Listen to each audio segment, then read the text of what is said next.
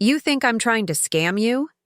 Ethan's voice was sharp, but he kept it low, measured, like he was talking to a client, not his wife. He set his coffee mug down with a little too much care, like he didn't trust himself not to throw. I'm your husband, Dana, not some thief lurking in your accounts. All I asked was why you won't add me to your new investment fund. I stayed calm, my eyes fixed on him from across our kitchen island. And I asked why you suddenly want access to something you've never cared about before. Sunlight poured through the window of our sleek Chicago townhouse, bouncing off the marble counters. But all I felt was cold. The kind that creeps in, slowly, after years of ignoring red flags. We've always been honest about our finances, I added. Or at least I thought we were. Ethan let out a breathy laugh and leaned on the counter like he was tired of explaining things to a child. Not everything needs to be shared. You've got your little side projects, I've got mine. I'm just saying, a little transparency wouldn't hurt. Transparency, I repeated. That's rich. You mean like the locked phone? The private? Email? The mail going to a P.O. box? Or maybe the new credit card I wasn't supposed to see? He stiffened, but didn't answer. And now you're asking to be added to my private accounts? This doesn't feel like marriage, Ethan. It feels like a setup. His jaw clenched. After 17 years, I think I deserve a little privacy. If you can't trust me with something this simple, maybe we have bigger problems. He snatched his jacket off the hook and turned toward the door. I'm late. We'll talk about your trust issues later. The door slammed behind him, leaving me alone in the kitchen. My tea had gone cold. My stomach had turned. I'm Dana Whitaker. I'm 45 years old, a senior risk analyst for one of the biggest insurance firms in the country. My job is to detect problems before they explode. People at work call me the human firewall because I catch fraud before it happens. Except now, it was happening to me. Ethan and I met at a cybersecurity conference in Atlanta. He was charming, quick, and used his charisma like a weapon. He said all the right things, made me feel seen, respected. Within a year, we were married. We made good money, took vacations instead of having kids, poured our energy into work, investments, a clean modern life that looked perfect from the outside. Until 6 months ago. That's when the changes started. Ethan got cagey, defensive. He stopped letting me see his laptop screen, claimed he was under pressure and protecting client data. Then came the new credit card. Work expenses, he said. The company reimburses me. But the charges didn't match any company I knew. Still, I waited. I didn't accuse. I did what I've been trained to do. I documented. I upgraded the security system, citing crime spikes in the neighborhood, installed motion-activated cameras in the office, started tracking our finances more closely, logging every dollar spent. Then, at 3:46 a.m. on a Wednesday, I got an alert. Motion detected in my office. I opened the footage. My breath caught. There he was, Ethan, standing in the dark, opening drawers, flipping through my files, taking pictures with his phone, my private account, statements, my investment portfolios, passwords written in my shorthand, my entire financial identity, stolen, quietly, methodically, like he'd done it before. I didn't sleep that night. The next morning, I waited for him to leave, then called my bank. Yes, this is Dana Whitaker. I need to report a security issue. The woman on the other end was calm, efficient. There was a pending request yesterday to add an authorized user to your high-yield account. A man named Ethan Whitaker, is that correct? No, I said, heart pounding. Absolutely not. Deny it. Lock everything. We'll initiate full security lockdown, she assured me. You may want to file an identity theft report. Identity theft. By my husband. It wasn't paranoia. It wasn't in my head. It was happening, and I was done playing nice. Before we jump in, tell us where you're tuning in from. And if this story touches you, make sure you're subscribed because tomorrow I've saved something extra special for you. I took the rest of the day off work, first sick day in 3 years. I didn't even fake a cough when I emailed my assistant. I just wrote, "Urgent personal matter, will advise." Because it was urgent and personal, and it was time I stopped pretending my life wasn't unraveling beneath the polished surface. The moment Ethan's car pulled away, I sprang into action. I opened every file, every folder, checked every account, every login, every withdrawal. At first glance, nothing seemed off. Our joint accounts were untouched, our mortgage was paid, the credit cards looked normal. But when I dug deeper, into the accounts Ethan had no business knowing about, I saw the digital fingerprints. He hadn't moved any money. Yet. But the failed login attempts were there. So were the password reset requests. Subtle. Just a toe in the water. Testing the locks before breaking the door. I knew I couldn't face this alone, so I called in backup. Diane Blackwell was the best forensic accountant I'd ever worked with. Meticulous. Discreet, ruthless when she needed to be. I'd recommended her to clients for years. Now I needed her for myself. When I told her everything, she didn't gasp, didn't flinch. Just said, "We need to move fast." By 10 a.m., we had a plan. First, I opened new accounts at a completely different bank. No digital trail, no connection to our household. I moved the bulk of my assets there, layer by layer, using secure VPNs and two-factor authentication tied to a burner phone. Then I locked down my credit, placed alerts on all existing accounts, created a new email identity for financial communications. It wasn't enough to shut him out. I needed proof, something indisputable. "What about a honeypot?" Diane suggested over our encrypted call. "Something that looks like a gold mine but isn't. If he touches it, we've got him." I loved the idea. I created a fake investment account under my name with $150,000 in visible assets, but only a few thousand actually real. It looked legitimate. High balances, active trades. I even had fake tax documents mailed to our home. Then I left breadcrumbs, a note on my desk with login hints, a printed spreadsheet labeled Q2 growth projection, private. And, most importantly, passwords written in the same shorthand he'd photographed. All I had to do now was wait. Ethan, in the meantime, was back to playing the devoted husband. He brought me takeout, watched shows with me, even suggested a weekend in Napa to reconnect. The irony wasn't lost on me. While he was setting up his next move, I was watching him from behind a digital curtain. Diane and I reviewed daily activity logs, credit alerts, and IP addresses. Every day, I added notes to a growing folder titled EW, Fraud Evidence. Then finally he took the bait, a login to the decoy account, a transfer request for $65,000 to an unfamiliar bank. I didn't flinch, didn't react. I let it go through, then froze the account immediately after. 3 days later, another hit. A luxury hotel booking under the decoy credit card. $3,900. 2 guests. 1 suite. My name wasn't on the reservation, and still, I waited. He was testing. The waters again, pushing boundaries like a kid who thinks no one's watching. But I was watching.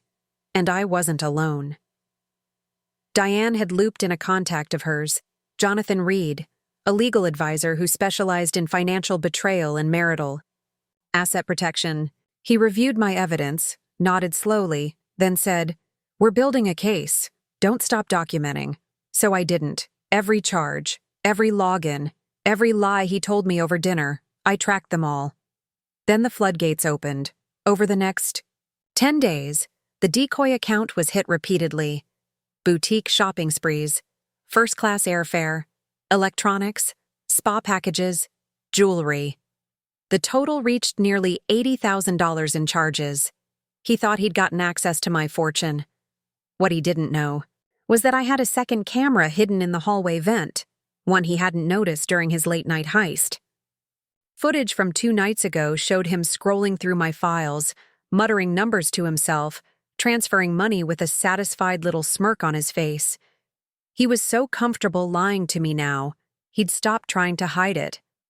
But I wasn't Dana the wife anymore. I was Dana the analyst, the planner, the strategist, and I was almost ready to make my move. The question that kept me up at night wasn't how, but why. Why would Ethan, after nearly 2 decades of shared success, turn on me like this? The deceit, the secrecy, the theft.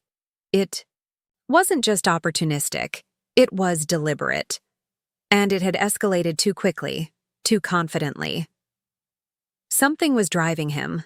I started digging deeper, not into our finances this time, but into him. It began with our home office. Ethan rarely touched the filing cabinet on the bottom shelf. He always left the paperwork to me. But behind the neatly stacked tax records and warranties, I found a folder. Plain manila, no label. Hidden like it had slipped down by accident, but placed just enough out of view to suggest intention. Inside were medical records, scans, lab results, billing estimates, insurance denials, all pointing to a recent diagnosis. Non-Hodgkin's lymphoma. Rare, aggressive, expensive. There were treatment plans, some with insurance coverage, some labeled experimental, not covered. One estimate totaled over $200,000 out of pocket. I sat down on the floor, folder in my lap, staring at his name on every document. My throat tightened. For a moment, the betrayal blurred with guilt. I had prepared myself to see Ethan as a thief, a liar, maybe even a manipulator, but not a man fighting for his life. But then the timeline hit me. The diagnosis came 6 months ago. That was exactly when his behavior had changed, when the late nights began, the locked phone, the excuses, the secrecy. He was stealing from me to save himself, or so I thought. I called his doctor's office pretending to be his insurance liaison, and old trick from my corporate fraud days. The receptionist, warm and oblivious, confirmed that Ethan's treatment was going well. The cancer had responded early. His last scan showed progress. His next round of therapy, an elective, not medically, required option, was scheduled for next month. And he's moving forward with that treatment? I asked carefully. Yes, she said brightly. He told us financing wasn't going to be a problem. Financing? With whose money? Suddenly the pieces clicked into place again. The transfers, the luxury purchases, the spa charges, that hotel, suite in Napa. He wasn't just trying to survive cancer. He was living it up, with someone else. I hired a private investigator that afternoon. Jonathan made the referral. Within 48 hours, I had the first photo, Ethan, at an upscale rooftop restaurant. Leaning across a candlelit table, smiling like a man without a care in the world. Sitting across from him, a woman, brunette, younger, maybe late 20s. Sharp cheekbones, expensive jewelry, too comfortable in her seat for this to be a first date. Her name was Vanessa Dorsey, his executive assistant. She'd joined his firm less than a year ago. The report included hotel receipts, airline tickets, spa treatments for 2, photos of them holding hands in an airport lounge. And the final dagger, one shot of Vanessa kissing Ethan on the cheek as they waited for their car outside a 5-star resort, both of them laughing. My husband wasn't funding medical treatments. He was funding a fantasy. The dual betrayal hit. Harder than I'd expected. Not just financial, not just emotional, but strategic. Cold. He'd calculated this, measured it, played it like a business acquisition. I sat alone in my home office that night, the folder of medical records on one side, the PI's report on the other, and realized something terrifying. He had planned to leave me. He was draining what he thought was my net worth, setting himself up with a younger woman, and waiting for the right moment to vanish. But he'd made one critical error. He underestimated me. I didn't cry. I didn't scream. I got up, poured myself a glass of wine, and began outlining my next moves. Because I knew the moment he thought. The trap had worked. He'd go in for the kill, and when he did, I would be ready, not with suspicion, but with evidence. Not with pleading, but with power. And when the moment came, it would be on my terms. The opportunity came faster than I expected.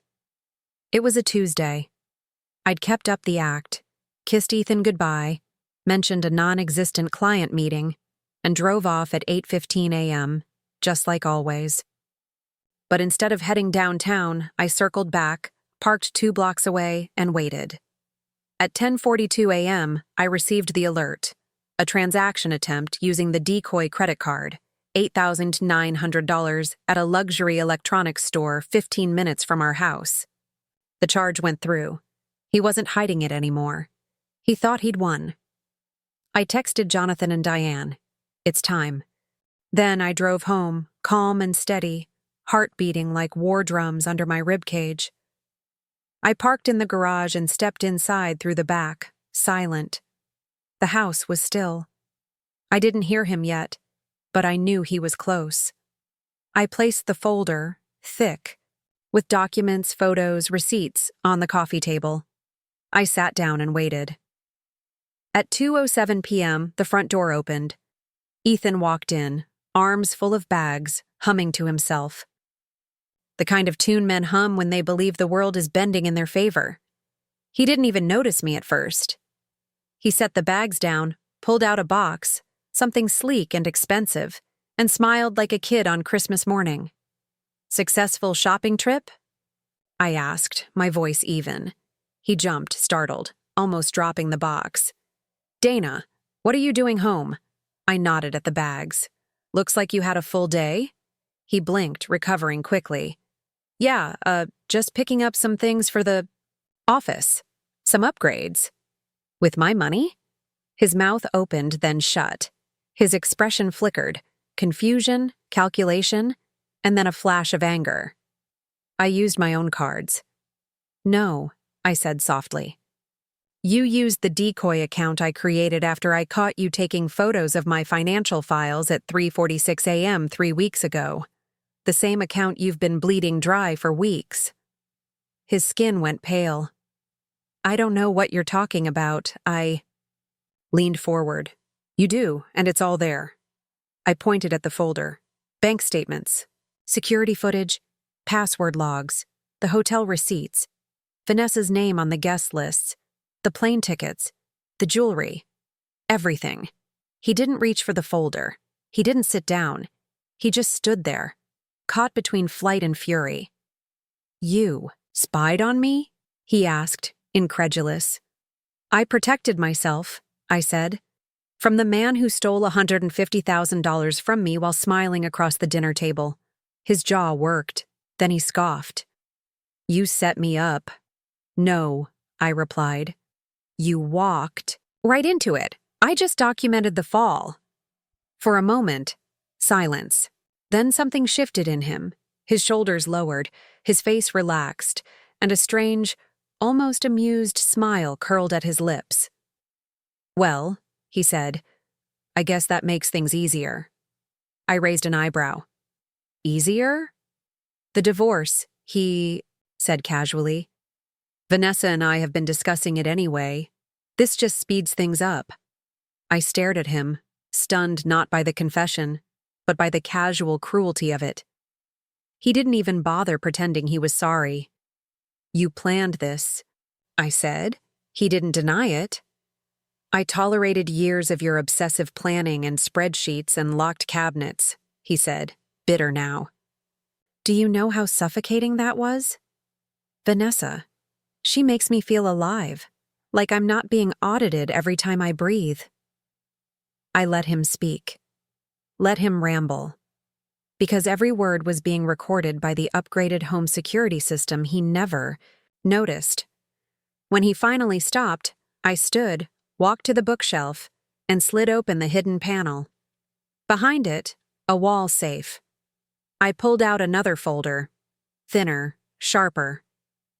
"These are the divorce papers," I said. "Prepared by my attorney. You'll find the terms very fair. You keep what's yours. I keep what's mine. No alimony. No arguments." He narrowed his eyes. "And if I don't sign?" "Then I release everything in that folder," I said calmly. "To the police, to the DA, and to your employer. Financial, fraud involving $150,000, identity theft, oh, and adultery just for color. You wouldn't. I already have a meeting booked with the district attorney for Friday. Whether I cancel depends on your decision." His bravado crumbled. He looked at the folder, then at me. He knew I wasn't bluffing. He'd misjudged me from the start. "You thought I was cautious," I said. "You were right. That's what saved me." He left that night. 1 month later, I sat in Jonathan's office for the final debrief. The divorce was finalized. The house was sold. Ethan had taken the deal. He didn't have a choice. I kept my assets, my accounts, and my dignity. He kept the mess he'd created. "He exaggerated the cost of treatment," Diane said. "It was never going to cost that much. He used the cancer as a cover." I nodded. "I know." Jonathan folded his hands. "You want to hear the twist?" "What?" "His company just made the news. There's an internal investigation, embezzlement, expense fraud. Guess whose name came up?" I smiled, small and quiet. He's not my concern anymore. I moved to Portland 2 weeks later. Took the job I'd always wanted. The one I never accepted because Ethan didn't want to leave Chicago. Turns out the only thing holding me back had been him.